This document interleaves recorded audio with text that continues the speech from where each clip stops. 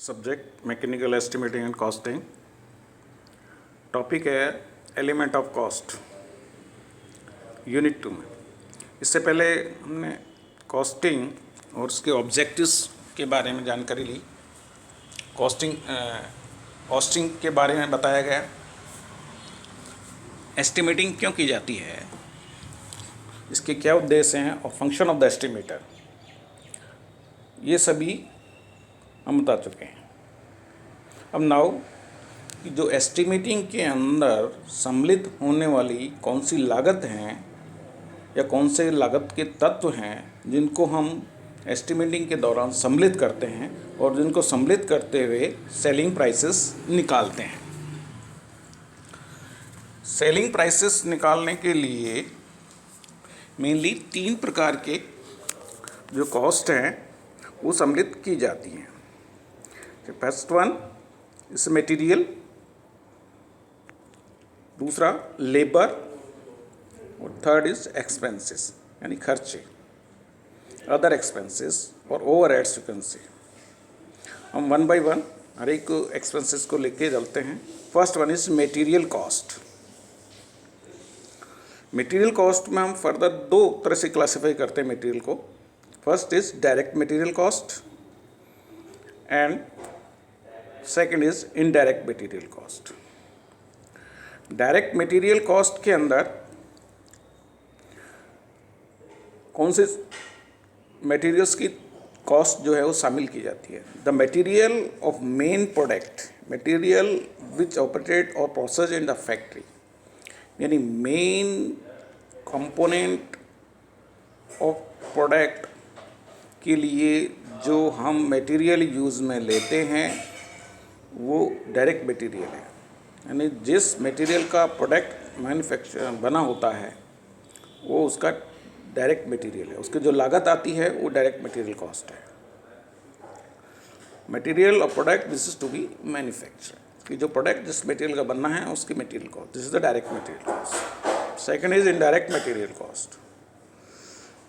ऐसे मटेरियल्स जिनकी हमें डायरेक्ट मटेरियल को फाइनल शेप देने में हेल्प लेते हैं।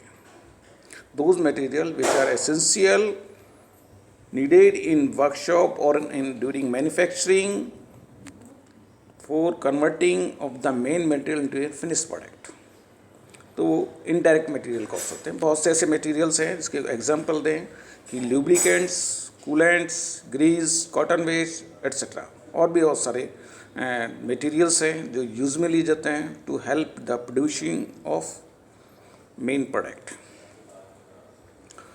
Now labour cost. लेबर को ही फर्दर हमने 2 तरह से क्लासिफाई किया है, direct labour and indirect labour. Direct labour वो लेबर है जो प्रोडक्ट को बनाने के लिए डायरेक्टली इन्वॉल्व होती हो, यानी वर्कर और labour which involve directly for producing of the product. वो वर्कर जो उस प्रोडक्शन में डायरेक्टली एंगेज रहते हैं, just like in operator of an machine. जितने भी प्रोसेस होते हैं, जितनी मशीन्स होती हैं, उन मशीन्स में काम आने वाले ऑपरेटर्स, उनकी सैलरीज जो होती हैं वो डायरेक्ट लेबर कॉस्ट में ली जाती है। मैंने एग्जांपल के लिए बताया हुआ है, ऑपरेटर्स ऑफ CNC मशीन्स। अगर वेल्डिंग करनी है तो उसका वेल्डर, कास्टिंग करनी है तो उसका कास्टिंग मोल्डर होगा या कास्टिंग करने वाला होगा। तो एवरीवेयर जहाँ प्रोडक्ट आपका जाता है उस पर डायरेक्टली जो लेबर इन्वॉल्व की जाती है, जो लेबर काम करती है, वो डायरेक्ट लेबर कॉस्ट है। अदर देन डायरेक्ट लेबर वो सभी इनडायरेक्ट लेबर होती है। सेकेंड इनका जो classification indirect labour, labour which help for producing of the product, वो हेल्प नॉट डायरेक्टली इन्वॉल्व नहीं होती है, बट जो डायरेक्टली लेबर इन्वॉल्व होती है उसको हेल्प के लिए, उसको डायरेक्शन प्रोवाइड करने के लिए हम इनडायरेक्ट लेबर यूज़ में लेते हैं। जैसे कि उस मशीन पे कोई व्यक्ति काम कर रहा है, कोई लेबर काम कर रही है, उसके लिए हेल्पर काम मिलेंगे। और मशीन को ऑपरेट कर रहा है तो मशीन को ऑपरेशन के ऊपर अगर कोई सुपरवाइज़र है to handle the labour, to handle the worker, तो वो इनडायरेक्ट लेबर है। इनडायरेक्ट लेबर डायरेक्टली इन्वॉल्व नहीं रहती प्रोडक्शन के अंदर, यानी उस प्रोडक्ट जब प्रोडक्ट बनता है तो उस पर indirectly which help the formation of the material into the finish product. जैसे फॉर एग्जांपल बताया हुआ है फोरमैन, सुपरवाइजर, गेट कीपर, केन ड्राइवर, हेल्पर एट्सेट्रा, ये सभी इनडायरेक्ट लेबर्स में आते हैं। अभी तक हमने दो पढ़े, material cost and labour cost. Material में direct material, indirect material, labour में डायरेक्ट लेबर, इनडायरेक्ट लेबर। इसके अलावा और खर्चे, एक्सपेंसेस में फर्दर क्लासीफाई किया direct expenses and indirect expenses. Direct expenses particularly ऐसे खर्चे जो उस प्रोडक्ट को बनाने के लिए किए जाते हों, ऐसे खर्चे जो उस प्रोडक्ट को बनाने के लिए किए जाते हैं, उस प्रोडक्ट को बनाने के लिए वो ज़रूरी हैं, वो डायरेक्ट एक्सपेंसेस होते हैं। जैसे कोई प्रोडक्ट बनाना है, उसके लिए आपको पर्टिकुलर जीगन फिक्सचर को डिज़ाइन करना है, तो जीगन फिक्सचर अगर मैन्युफैक्चरिंग करते हैं तो उसकी कॉस्ट, कोई टेम्पलेट बनाना है उसकी कॉस्ट, कोई पैटर्न बनाना है उसकी कॉस्ट। तो पर्टिकुलरली जॉब के ऊपर उसको फॉर्मेशन प्रोवाइड करने के लिए जो खर्चे होते हैं वो डायरेक्ट एक्सपेंसेस होते हैं। सेकेंड है इनडायरेक्ट एक्सपेंसेस। इनडायरेक्ट एक्सपेंसेस में इसको फर्दर और क्लासीफाई किया गया है। इनडायरेक्ट एक्सपेंसेस को हम एक्चुअली ओवरहेड्स बोलते हैं या ऑन कॉस्ट बोलते हैं। These expenses can be avoided, मतलब इनको हम रोक सकते हैं, इनको हम कम कर सकते हैं, किंतु ये प्रोडक्ट को बनाने के लिए आवश्यक होते हैं, प्रोडक्ट पर लगते हैं। तो इनडायरेक्ट एक्सपेंसेस में फर्स्ट इज फैक्ट्री एक्सपेंसेस, इसको बोलेंगे दूसरा फैक्ट्री ओवरहेड या वर्क ऑन कॉस्ट। दूसरा है एडमिनिस्ट्रेटिव और office expenses and office overheads. Third is selling and distribution expenses and selling and distribution overheads होते हैं। इनको बार बार से डिटेल में हम पढ़ते हैं कि फैक्ट्री एक्सपेंसेस या फैक्ट्री ओवरहेड्स क्या होते हैं, वर्क ऑन कॉस्ट क्या होती है, जिससे ओवरहेड्स ऊपरी व्यय हिंदी में बोलें तो। फैक्ट्री ओवरहेड देखिए, all indirect labour, all indirect labor which used at the work at the factory, मतलब जितनी भी अप्रत्यक्ष लेबर है जो फैक्ट्री के अंदर काम करती है वो सारी फैक्ट्री ओवरहेड्स होती है। जितनी भी लेबर है, अब लेबर में आपका सभी आपके even from helper except operator नहीं शामिल होगा इसमें, हेल्पर और ऑपरेटर के ऊपर शामिल होगा supervisor, engineer and all up to the works manager, all these are the indirect labours. इसके अलावा फैक्ट्री एक्सपेंसेस में कि जो फैक्ट्री की बिल्डिंग है उस पर cost on land and building of factory, interest cost, उसके खर्चे, कोई इंश्योरेंस करवा रखा तो इंश्योरेंस प्रीमियम जाती है, वो फैक्ट्री बिल्डिंग पे खर्चा। लाइट एंड वाटर चार्जेस हैं फैक्ट्री के अंदर है। लेबर वेलफेयर, अगर फैक्ट्री के लेबर के लिए आपने वेलफेयर कर रखा है, कैंटीन प्रोवाइड कर रखी है, फैक्ट्री के गेट पे गेट कीपर लगाया हुआ है या चौकीदार लगाया हुआ है, टेलीफोन एक्सपेंसेस फैक्ट्री के अंदर जो भी हैं, मशीनरी का डिप्रिशिएशन और इक्विपमेंट्स का डिप्रिशिएशन जो फैक्ट्री के अंदर यूज में लिए जाते हैं, all the labours, all the materials and all the facilities used in factory यानी वर्क साइट पर अगर यूज़ में लेते हैं तो सारी इनडायरेक्ट एक्सपेंसेस हैं और वो फैक्ट्री एक्सपेंसेस होंगे या फैक्ट्री ओवरहेड्स होंगे। अब ये जो चार्जेस होते हैं, इंटरेस्ट कॉस्ट है, इंश्योरेंस प्रीमियम है, labour welfare, canteen, that is depend upon industry to industry. हर एक इंडस्ट्री का एक जैसा एक्सपेंसेस नहीं होते हैं, चाहे प्रोडक्ट आपका सेम क्यों ना हो। हर इंडस्ट्री के अपने स्टैंडर्ड्स होते हैं, हर इंडस्ट्रीज़ के अपने कैपेबिलिटीज़ होती है, फाइनेंस कैपेबिलिटीज़ होती हैं, कितना फाइनेंस कर पाते हैं, तो उसी के अकॉर्डिंग ओवरहेड्स जो हैं कम या ज़्यादा चलते रहते हैं। इसलिए ये दैट कैन बी चेंज, मतलब इनको हम बदल सकते हैं, इनको कम कर सकते हैं। ये बढ़ भी जाते हैं तो ये कॉस्ट आपके बढ़ाएंगे, सेलिंग प्राइस बढ़ाएंगे आप। सेकंड जो ओवरहेड्स आते हैं एडमिनिस्ट्रेटिव और office overheads.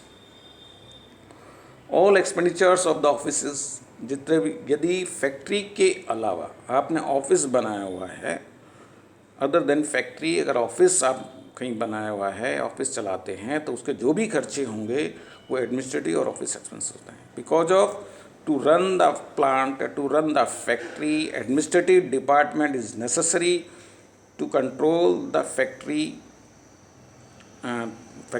Workers, to control the factory site, तो इट इज़ नेसेसरी। तो यदि ऑफिस फैक्ट्री के साथ बना हुआ है तो भी आपके ऑफिस का अलग से खर्चा होगा, एडमिनिस्ट्रेटिव ओवरहेड्स होगा। अगर आप office that may be other than work site, तो वो भी खर्चे जो हैं आपके फैक्ट्री ऑफिस ओवरहेड्स में आएंगे। तो जैसे सैलरी ऑफ जीएम, अगर फैक्ट्री के जो ऑफिस का है, तो नॉट ऑफिस को कंट्रोल करने, मतलब फैक्ट्री को कंट्रोल करने के लिए जो ऑफिस बनाया हुआ है उसका जीएम बनाया हुआ सैलरी है, ऑफिस स्टाफ हैं, एग्जीक्यूटिव्स हैं, फिर टेलीफोन एक्सपेंसेस हैं, लाइट चार्जेस हैं, वेलफेयर चार्जेस हैं, वाटर चार्जेस हैं, depreciation of equipment used in the factory just like in computer, laptop, any other telephone charges, any other data charges.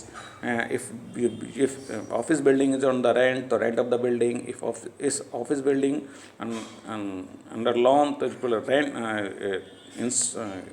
the interest of the loan. If insurance करवाया हुआ तो उसका premium, सभी जो office building के लिए इसमें लेते हैं, ऑफिस पर्पज़ के लिए, ऑफिस के अंदर रिसेप्शनिस्ट बैठता है, ऑफिस के लिए वेलफेयर के लिए, तो वो भी खर्चे जो हैं एडमिनिस्ट्रेटिव ऑफिस ओवरहेड्स में आते हैं। Third is selling and distribution expenses.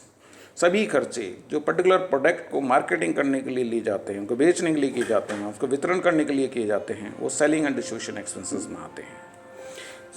Selling and distribution के लिए जो काम आने वाले पर्सनस हैं, जो सेल्समैन हैं, सेल्स ऑर्गेनाइजेशन, सेल्स मैनेजर हैं, डिस्ट्रीब्यूटर्स हैं, एंड मीन्स की कंपनीज़ के only on behalf of companies से गोडाउन्स के जो डिस्ट्रीब्यूट करते हैं, वो सभी इनकी जो सैलरीज हैं वो सेलिंग एंड डिस्ट्रीब्यूशन ओवरहेड्स में आती हैं। इसके अलावा जो सेलिंग एंड डिस्ट्रीब्यूशन को सेलिंग के लिए प्रमोट करने के लिए आपके जो खर्चे आते हैं, एडवर्टाइजमेंट के खर्चे जो आते हैं, चाहे वो डिजिटल मीडिया है, चाहे वो प्रिंट मीडिया है, चाहे वो थ्रू टेलीविज़न है, थ्रू यूट्यूब है, एनीवे। इसके अलावा travelling expenses of an salesman, अगर ट्रेवल करते हैं तो expenses related with the promotional activities, sales office के खर्चे, सेल्स ऑफिस अगर आपने अलग बनाया हुआ है कहीं तो वहाँ पर सेल्स ऑफिस के जो भी खर्चे होंगे, light, power, water, rent, insurance etcetera, जो भी खर्चे होंगे। इसके अलावा डिस्ट्रीब्यूशन एक्सपेंस, यदि आपने कहीं आपने वेयर हाउस बनाया हुआ है गुड्स को डिस्ट्रीब्यूट करने के लिए, प्रोडक्ट को डिस्ट्रीब्यूट करने के लिए, तो वेयर हाउस के चार्जेस जो होंगे, उसका रेंट होगा या उसका इंश्योरेंस होगा। आप प्रोडक्ट को पैकिंग करते हो, पैकिंग चार्जेस होते हैं, डिलीवरी चार्जेस होते हैं, एट्सेट्रा। ये सभी जो चार्जेस हैं सेलिंग एंड डिस्ट्रीब्यूशन एक्सपेंसेस में होते हैं। इस तरह से ये सभी कॉस्ट जो सम्मिलित की जाती हैं to determine the selling price of any product. वापस बता देता हूँ, to determine the selling of price of the product, what are the main element of the cost? First is material cost, material में direct material cost and indirect material cost, then labor cost, direct labor cost, indirect labor cost, and plus overheads। expenses में बात करेंगे, हाँ, तो expenses में direct expenses and indirect expenses। जो indirect expenses हैं उनको हम overheads बोलते हैं, और overheads के अंदर factory overheads, administrative and office overheads, and selling and distribution overheads। Thanks.